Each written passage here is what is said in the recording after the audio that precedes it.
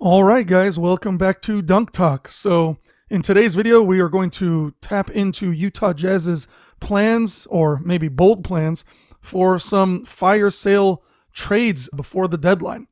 So, getting into it, it looks like the Utah Jazz are open for business going into this midseason NBA trade deadline. There could be a number of teams open for them on the table, and their rebuilding effort has become excellent thus far.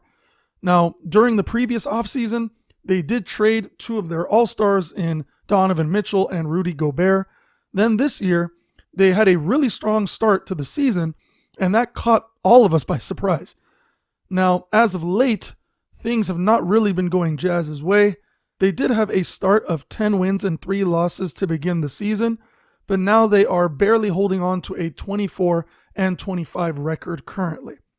According to Mark Stein of the Stein Line, the Utah Jazz are open to trading any player on the roster, only with the exceptions of Lauri Markkanen and Walker Kessler. Now, there have been some recent reports talking about Jazz potentially parting ways with veterans like Mike Conley, Jordan Clarkson, Malik Beasley, Rudy Gay, and Kelly Olynyk, given the nature of their contracts potentially expiring after the season.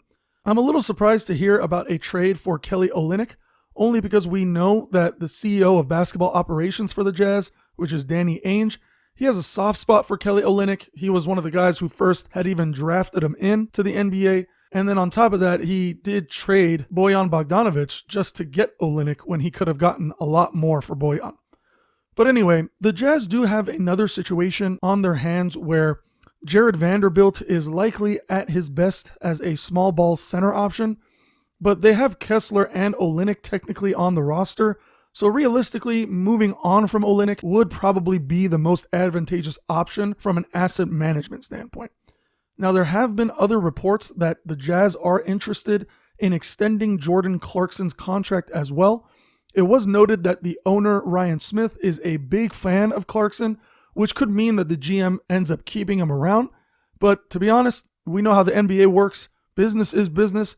And if the GM could find a person to fill Clarkson's role with a cheaper contract or with a more efficient scorer out of him, then I believe a deal could get done for Clarkson as well.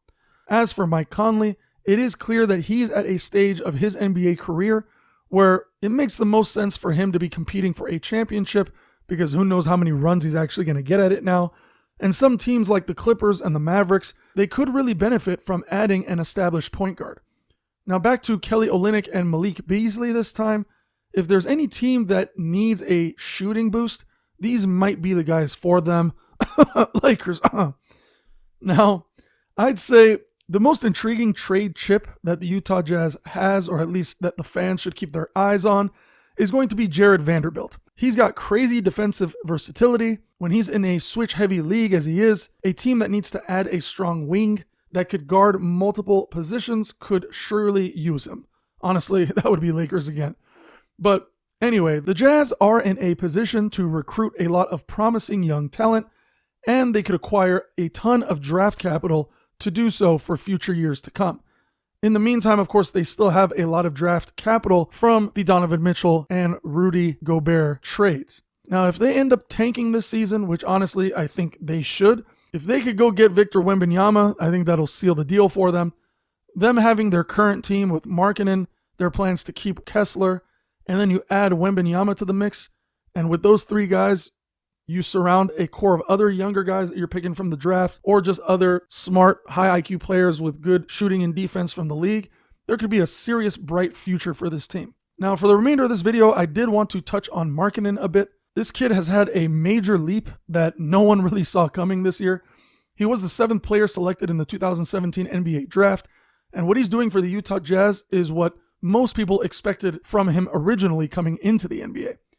He has had 5 years of inconsistent offensive play with Cleveland Cavaliers, and he just ended up being a decent role player for them with some trade value rather than the dynamic number 1 option on a playoff team.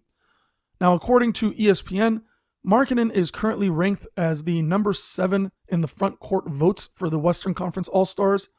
And funny enough, Markkanen currently holds almost as many votes as Donovan Mitchell and Rudy Gobert combined for the 2023 NBA All-Star Game.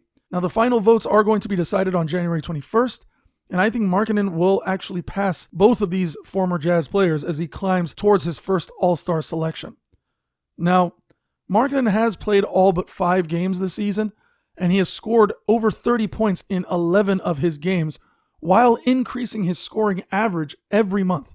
I mean, the kid is becoming a serious all-star, and it was almost as if we as fans had given up on him being a top prospect. I mean, they nicknamed the kid the finisher for a reason. I just think that he needed a new start to show that.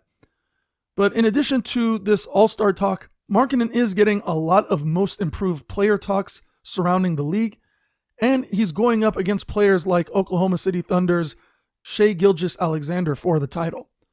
Now, speaking on behalf of Shai, he made an impressive 6-point jump average this season to where now he is currently averaging 30 points per game, but he only slightly improved his field goal percentage. Markkanen, on the other hand, has improved his scoring by 10 points each game from last year, and his field goal percentage has actually shot up by 7% in total while leading his team to a winning record, at least as of now. Now, don't get me wrong, both players deserve their flowers and recognition, but Markkanen has had a stronger year for most improved player, and he should be rewarded for his achievements. Now, I do think this All-Star title will only help Markkanen's probability of winning that MIP title. Let's just see where they take this season, if they end up competing seriously or just joining in on the Wembanyama sweepstakes.